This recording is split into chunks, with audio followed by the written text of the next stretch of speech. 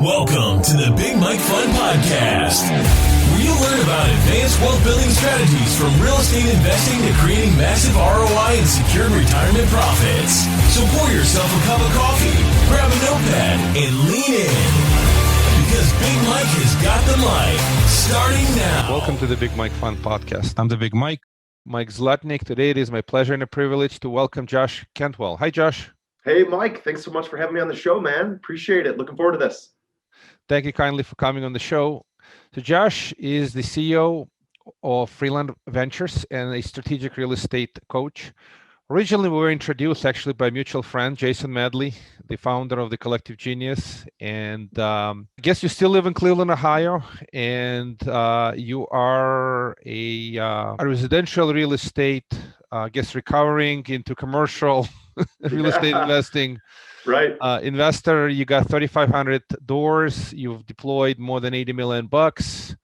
But let's start, before we go there, let's start about you, your family. I know you're a pancreatic cancer survivor, thank God. And tell us a little bit about you, your journey, your story, family, kids, pets, cats, whatever works, whatever. Sure, Mike. Yeah. Thanks so much for having me on the show, man. You know, I think like a lot of people, I kind of started my entrepreneurial journey. I was very fortunate to my dad was actually an entrepreneur. He started an employee benefits company when I was in high school. I did an internship for him. I watched his journey. I watched his path. And my dad was floored when I graduated from college, Mike, and I went into financial services. I followed his journey, right? And he paid for a very expensive college education. And I went into an all commission job, right? Selling financial services, stocks, bonds, mutual funds, insurance. But honestly, that was probably the best thing I ever did. I started as an entrepreneur when I was 21 years old. I've never had a boss. I've only worked for profits and commissions and equity my entire life. I've never had a W-2. And that started my journey, you know, watching my dad, watching other entrepreneurs. And today, a lot of my success in real estate goes all the way back to that decision over 20 years ago of foregoing a W-2 income to be an entrepreneur. Fast forward, very short background. Was very fortunate to meet my wife, got married, had two beautiful kids, was already in real estate in 2011. And, my wife was pregnant with our third child. And I came home from work one day. I rolled over playing with my kids, wrestling with them in kind of the living room. I rolled over, looked up at the ceiling, crossed my hands across my stomach, and I felt this giant lump on the left side of my stomach. I was diagnosed with pancreatic cancer shortly thereafter. Had a massive surgery, November 21st, 2011. And the surgeon saved my life on the operating table. Pancreatic cancer, Mike, has just a 6 to 8% survival rate. And so now I'm almost 10 years. Actually, this November, we'll be celebrating my 10-year anniversary as a survivor. I'm one of the very, very lucky few. And so when I look at opportunities to join you on your podcast, opportunities to raise capital, opportunities to do deals, my focus is on creating legacy for my wife, my kids, but also to have impact on other people, because you never know, Mike, the moment, the day when you'll be called, your number will be called, and your life will be thrown into upheaval. So you have to, one of my passions is helping people understand that they've got to do what they're passionate for right now. Don't wait, get started. Don't continue on this, path of doing something you're not passionate for, because if your number is called like mine, you're going to have a lot of regrets. And so, I've led a very full life, but that's a very short kind of synopsis of what I've been through so far. Thank you for sharing. Wow, that was a journey. And a number of my friends, Corey Boatwright has had cancer experience too, and it's a wake-up call. It's that day. It's like, oh my God, am I going to make it or not? And you're right. You got to live your life today, because you don't know if tomorrow is going to be a call. So congratulations on your 10-year survival anniversary. And thank you. Yeah, hopefully many more anniversaries like that. And thank you for sharing. You have a beautiful family, and God bless. And let's talk about real estate now. Sure, you bet. So your journey from residential to commercial, how did you progress? It's not an easy transition. And sort of, I call it, you kind of graduate. First you go, you get a good degree, and let's call it undergraduate, and then somehow you go for graduate school, which is usually commercial. And by the Right. way, I really like your comment that you never had a W-2 job, and you've always been kind of in this entrepreneurial mindset.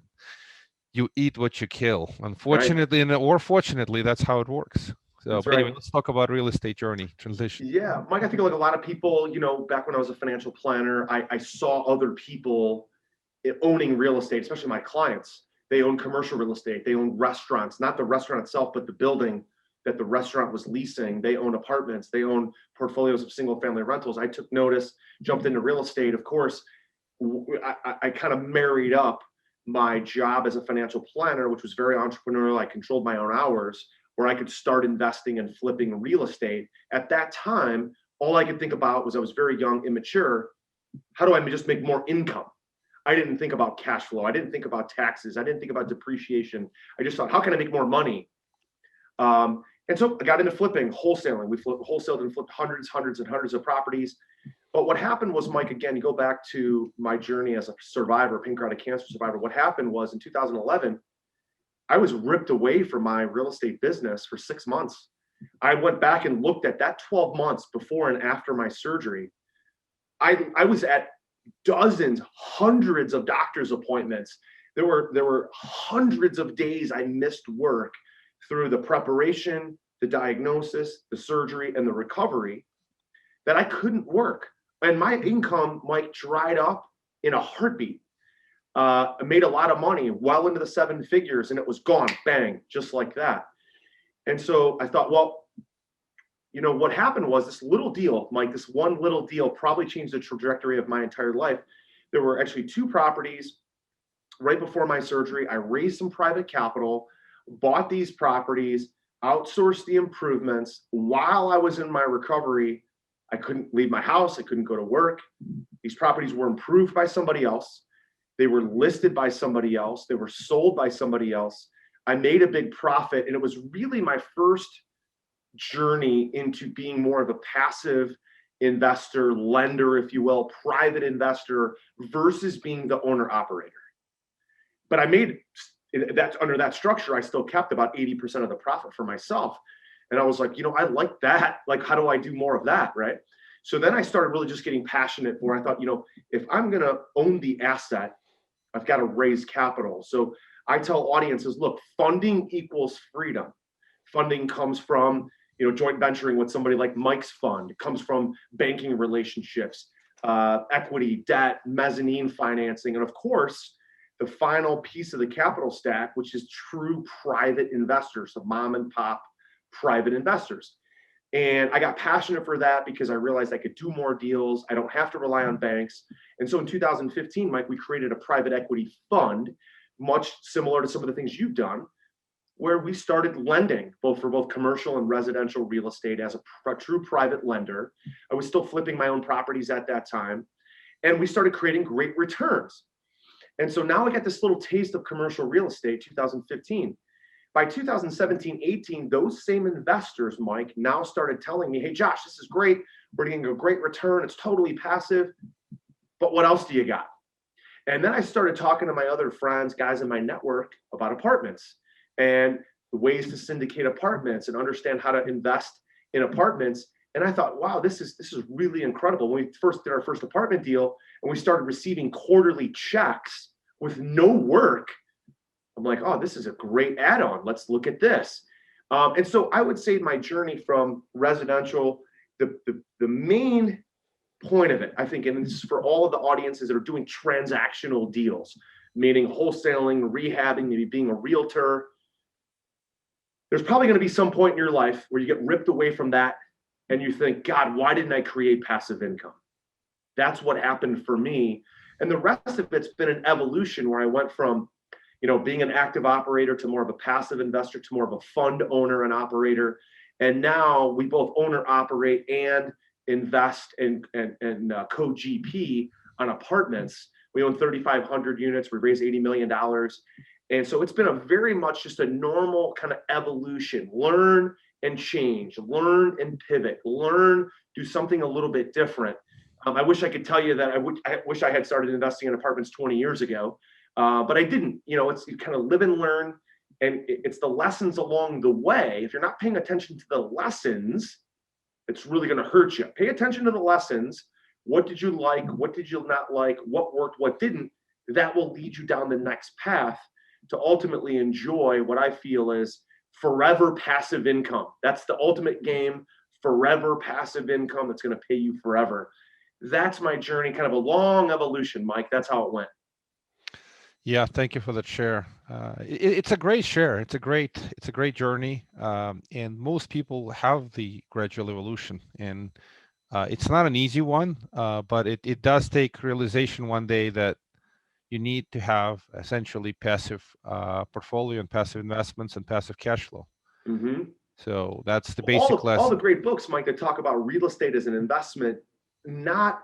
There's definitely the books about wholesaling, rehabbing, transactional type of work, but the cash flow quadrant, Robert Kiyosaki's Rich Dad Poor Dad, didn't talk about flipping really. What he ultimately talked about was owning the asset and the equity and the cash flow it created. Many people fall in love with real estate because of one of those early books that they read, but they miss the point of owning the asset long term, whether it's owning the note, whether it's owning the real estate, but they own it long term, and that's what's creating passive income.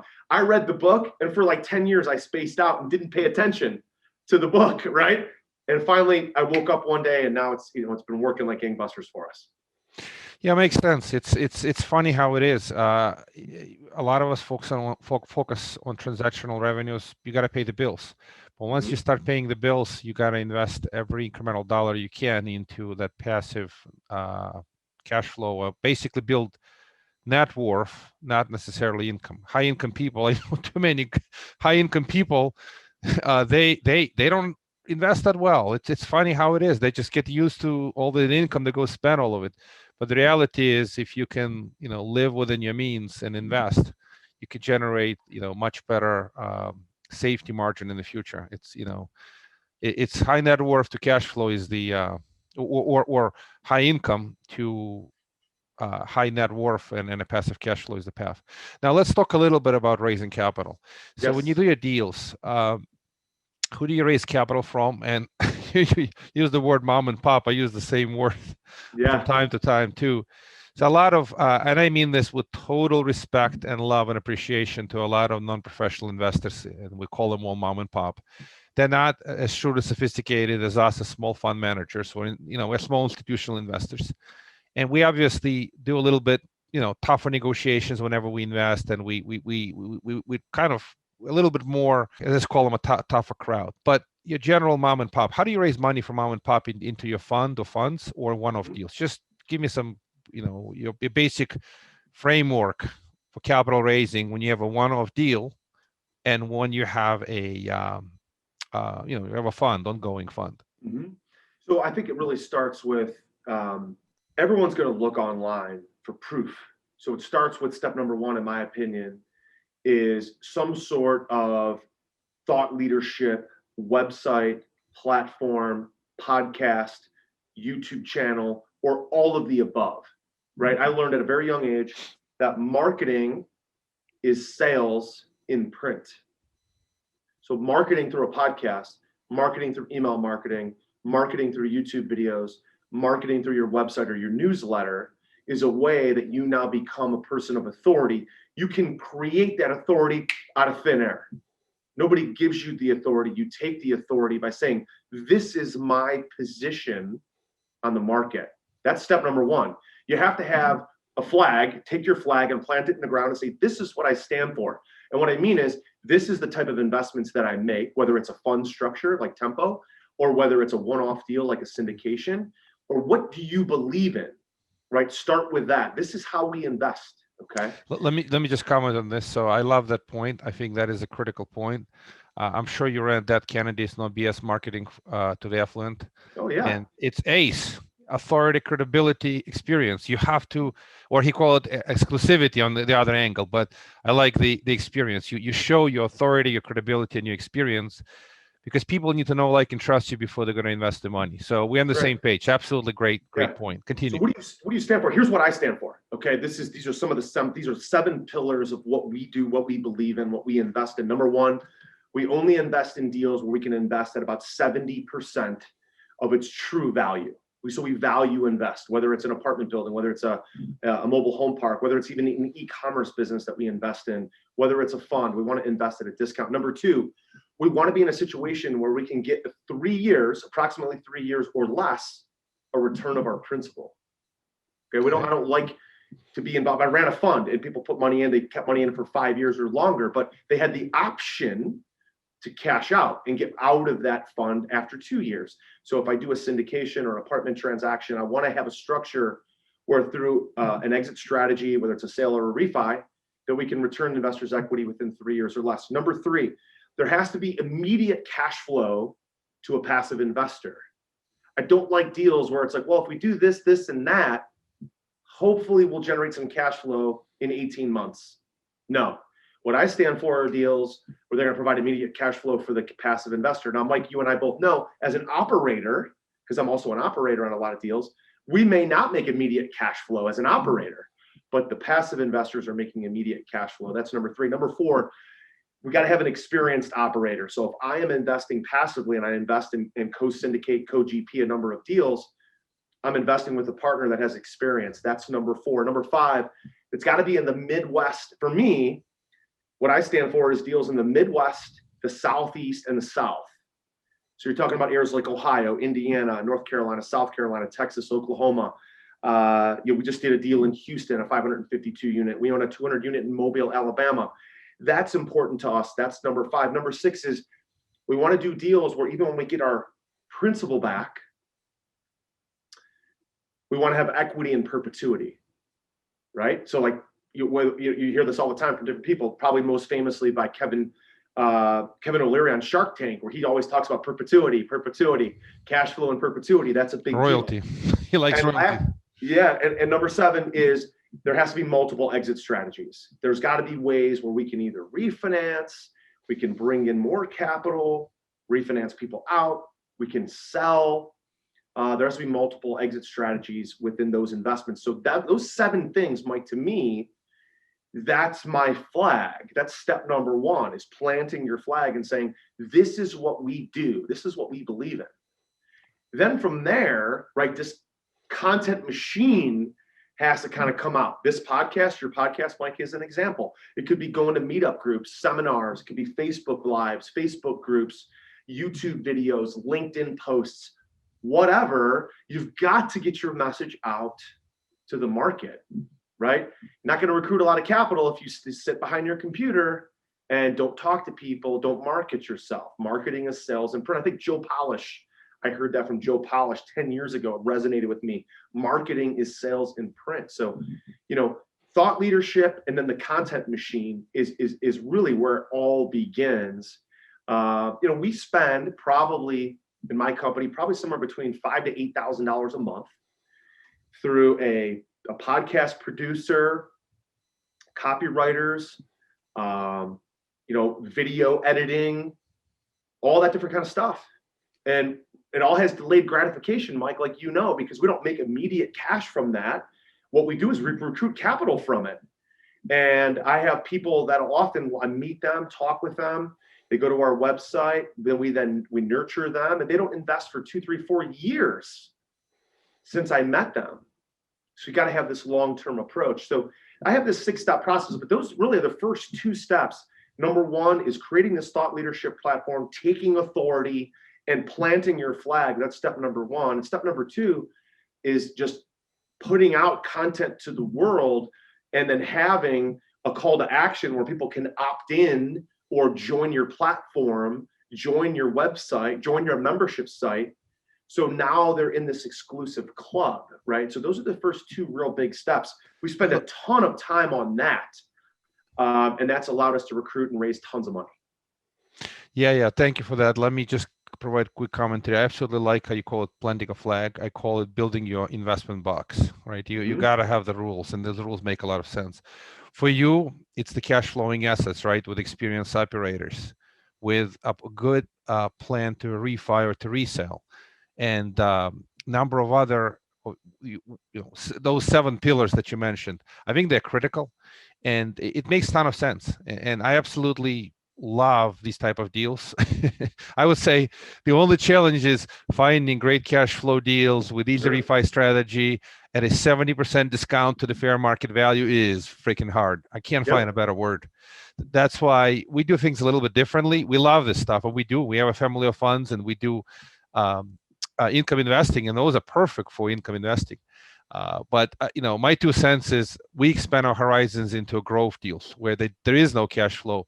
We convert a hotel or invest in a conversion of a hotel to multifamily that creates that at that 70% or better type of deal. But it's initially heavy lifting because you got no, you can't find such cash flow deals. You're creating the cash flow. So, and nowadays during the hot market, some of the ground up developments, even though I'm not a big fan, but sometimes these deals could make sense if they're in the right markets. And I do love the same markets you mentioned. Kind of funny how it is. Mobile, Alabama, we have a portfolio of properties there. But we also invest the same way. Just a quick comment. The reason we're in Mobile, Alabama, because Jared Irby is there. Jared is one of the guys we invest with, and he's in CG. You probably know Jared. Sure. Anyway, let's continue. So after these first 2 steps, what's next? This, by the way, this continuous social media presence and podcasts and newsletters, it continues to build credibility, and it's a slow. There's 2 ways to raising capital. I call it like you're either pushing a train. It's really hard. It takes a long time before you get it going. Or a better way to put it, you're planting a tree. It's going to take a few years before you're going to see some of the fruits and some of the results of your hard work. It's a slow grind, but it is the right process. Of course, it takes time. Yeah, I really feel like you're spot on. You're dead on. There is immediate, regardless of who you talk to, they're all going to say they invest with people that they know, like, and trust within their network. So I would say even a step before the whole thought leadership platform is really looking at who's in your network now, right? When I first started raising money, Mike, very similar to you, probably, I wrote a simple newsletter. I started sending out once a quarter to people that I already knew, and I didn't assume they would invest with me. I really thought about 4 things. I thought about people that could buy a property from me, buy a house from me at that time. They could sell a house to me, that could invest with me or cheerlead for me, right? Because I knew back when I started raising money, I was in my late 20s. None of my friends had money, but I started sending all of them a newsletter, or my early 30s, sending them a newsletter. A number of them referred me to other people that they knew. Could have been friends, family, colleagues, whatever. And that was originally how I started raising money. And that didn't take years. That was pretty quick because I was already in the game with them. I already knew them. Now, that's a limited sphere of who I already knew and who already knew me, like me, trust me. But I had a friend, one of my first investors, called me up, said, "Hey, man, I got your newsletter. I don't have a lot of money, but let's go to lunch. I want to learn more." At lunch, he says, "I got $5,000. I said, "Well, didn't your wife just quit and leave her job at the bank?" She said, "Yeah." I said, "Well, her old 401k, her old pension, those dollars could be invested and earn a great double-digit rate of return with, being a private investor with me." And all of a sudden, he had no clue that $150,000 to $175,000 was available. And this is a guy who was in his 30s, early 30s, didn't have a ton of net worth, was non-accredited, but for me, it was a launching pad. And then since then, he's referred me to dozens of people. So you can start quicker by just simply understanding that, yes, you can work with investors. And we're not pitching. I don't pitch people to invest with me. I show them and educate them about what I do. And then what I say, Mike, is, "Hey, do you know anybody else? I'm not assuming you have any money. I'm not assuming you have a nickel to your name or that you're interested in passive investing. But do you know anybody else that would want to learn more about what it is that I do?" And then what I'm hoping they say is, "What about me?" Right? What about me? Now that I know you can buy properties at 70 cents on the value, get my money back in 3 years, of equity in perpetuity, immediate cash flow. Dude, I'm sitting right here at this appointment with you. What about me? right? That's what I'm hoping they say. So years ago, that's how I started. I assumed nobody had money. Just want to show you what it is that I do. And at the end, I'm going to ask you for referrals, and I'm going to cross my fingers underneath the table, and I'm going to say, I hope they say, what about me? And a lot of them did. Okay, so I started that way. Then over time, I knew I had a voice. I knew I could build a thought leadership platform. That was really step number one. Step number two was to, all this content marketing. And I felt really confident what I was doing. Now, step number three is we've got to get them to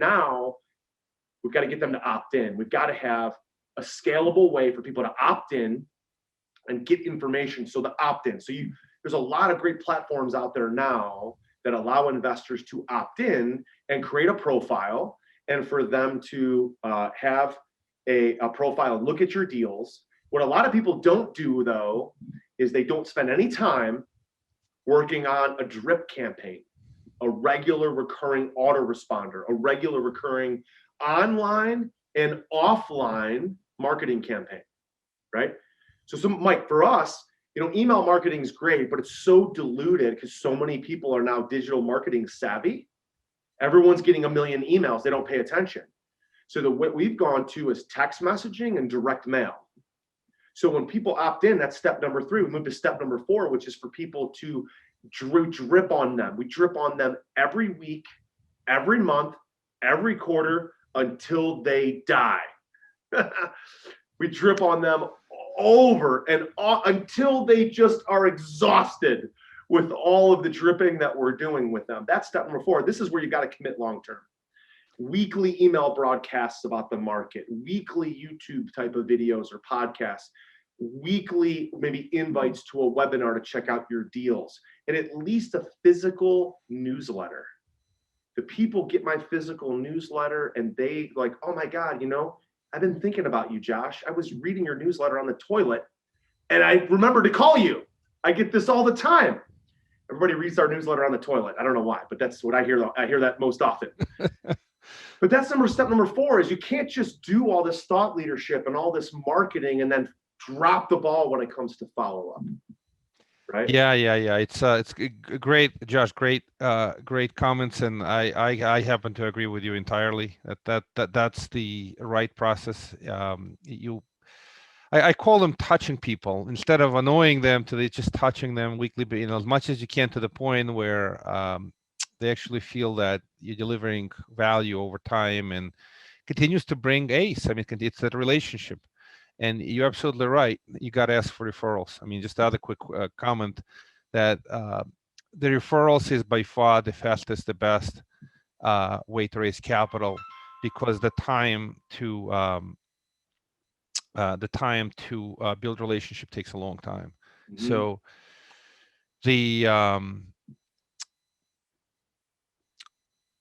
I mean, that's a step number one in capital raising. Yeah.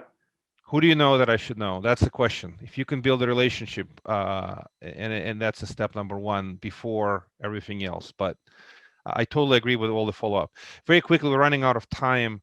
Maybe we do an episode number 2. We'll talk a little bit about how do you look at deals and what what's your deal selection criteria and how to how do you identify, underwrite great deals, negotiate great deals? We'd love to hear about that. Sure. So let's do it in the episode 2. Let's come back, schedule the same way you schedule this call. But before you go, how would folks reach you if they wanted to learn a little bit about you, your 7 pillars, and so on? Hey, Mike, I'll tell everybody, go to Freeland, like Freeland, like we're giving away Freeland, freelandventures.com. There they can download our book. They can see our portfolio. They can, just kind of do everything, engage with our YouTube videos, podcast. I want to just finish this conversation about cap raise, Mike, with one point. I do all of this that we've discussed so far with this one point in mind. When I have a deal to pitch, I want to get the whole group of all these passive investors on a webinar. Here's the secret sauce, Mike. I take my cell phone. I leave it on. I don't mute it. I put it in front of the computer. And when we have a deal to pitch, let's say it's a multifamily deal on an apartment, we're going to raise $3 million. We've got room for, let's say, 10 investors at $300,000 each. We present the deal, we pitch the deal, and I say, look, I've got 50 people on the line. I've got 100 people on the line. I've only got room for 10. First 10 people that text me right now are going to get a spot. The other people that don't text me might miss out on this opportunity. And here's where the scarcity comes in. You mentioned scarcity. You mentioned Dan Kennedy. This is in a lot of different sales books, this trigger of scarcity. Now, my cell phone becomes a massive tool where I am telling people, text me now. And the first 10 people that text me can get a spot in this deal. Well, now my cell phone starts to ding, ding, ding, ding, ding, right on the live webinar. And we typically sell out a $2 million, a $3 million, a $5 million raise in one webinar within 1 hour because I put all the work in up front. And now I might have 50, 100 more people on the line looking at this opportunity. And I've only got room for a scarce amount. Maybe it's 8 people, maybe it's 10, maybe it's 20. So that now becomes the secret sauce where you sell out deals in a day versus kind of continuing to bag or nurture people. Hey, can you get in this deal? We're going to close in a week. We oversell and sell out all of our syndications. We've done 13 of them. We've done 13 syndications where we sold out literally the day of the offering because we put the work in up front. We got everybody now nurtured and on a webinar. And now they're on a webinar. We can present the deal to them. And now we have the scarcity. And it was scary, Mike, at the first time when I went from our minimum investment of $100,000 to a minimum of $300,000. I was like, oh God, I don't know if this is going to work. I hope people have $300,000. I don't know if they're gonna. You know what? People started to reach up. They started to level up because they wanted to get in. Or they would say, hey, I got a friend I can bring in. Can I bring my friend in? Can we do the $300,000 together? And we started to sell out. So all of the stuff we talked about before leads up to the webinar and the cell phone and the dinging of the cell phone in order to sell out quickly. That is how you truly raise money quickly, fast, and still respect people and say, hey, you didn't get an opportunity. What you want is a scenario where some people are like, oh my God, I wanted that in that opportunity, and it's already sold out.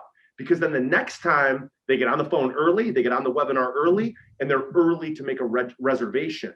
Once you get to that point, it becomes so much easier. You're really in the driver's seat as the authority from there.